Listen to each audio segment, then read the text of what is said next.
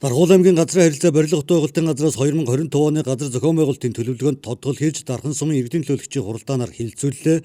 Үндсэн 5 асуудлаар газар зохион байгуулалтын төлөвлөгөөнд тодтгол хийсэн бөгөөд амны орон сууцны 31-р хороололд үйлчлэгээний зогсолборын зориулалтад 1.1 га газар, мөн Дархан сэлэнгийн зам дагуу 700 м2 худалдаа үйлчлэгээний зориулалттай газар, тээвэр логистикийн чиглэлээр төмөр замын ачаа бараад ачиж буулгах зориулалттай 450 мянган м2 талбай бүхий газар, мөн давхрын өртөөнд 1375 м2 талбай бүхий үйлдвэрийн зориулалттай газар эзэмшүүлэх, үүнээс гадна инженерийн байгууламж буюу 12 дугаар баг 31-р сургуулийн урд цахилгаан дид станц барихад зориулсан зэрэг газруудыг олгохтой холбоотой асуудлыг Дархан сумын иргэдийн төлөөлөгчийн хуралдаанд оруулж хэлэлцүүллээ.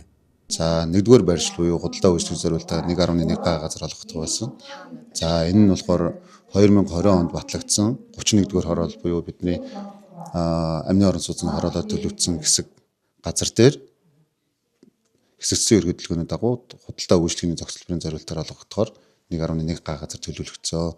За энэ маань бол дэмжигдлээ.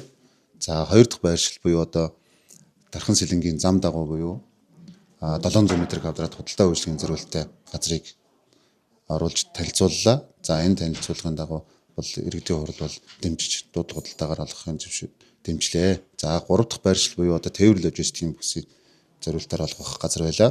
За тээвэр логистикийн бүсийн зориулалтаар олгох газар маань болохоор 1-2 дугаар баг руу явсан гүүрэн гарц байдаг тийм ээ. За гүүр байдаг. Гүүрнээс доош за автовокзалын эсрэг тал хүртэлх. За энэ газар бол 45 га газар тээвэр логистикийн зориулалтаар олгохоор төлөвлөж орж ирсэн. За энэ бол төлөөлөгчдийн бүр эрхийн хэмжээндээ за тухайн тээвэр логистикийн газрыг олгох нь бол за буруу байна. За хэтэрхий одоо Дархан хотын ирээдүйг бас харах нөхцөл байдлыг бас боломжгүй болгож байна гэдэг үндслээр ер нь төлөөлөгчдийн дийлэнх нь дэмжсэнгүү. Дараагийн байршил буюу одоо инженерийн дэд бүтцийн барилга байгууламж байгаа. За энэ болохоор Дархан хотын 7 дугаар хороол буюу одоо онцгой байдал байдаг тийм ээ. Галантрах хамгийн хойдолд байдаг. За тэр хэсэг хороолуудын барилгажж байгаа байгууламжуудыг цахилгаан дэд бүтцээр хангах цахилгааны хуваарлах төв.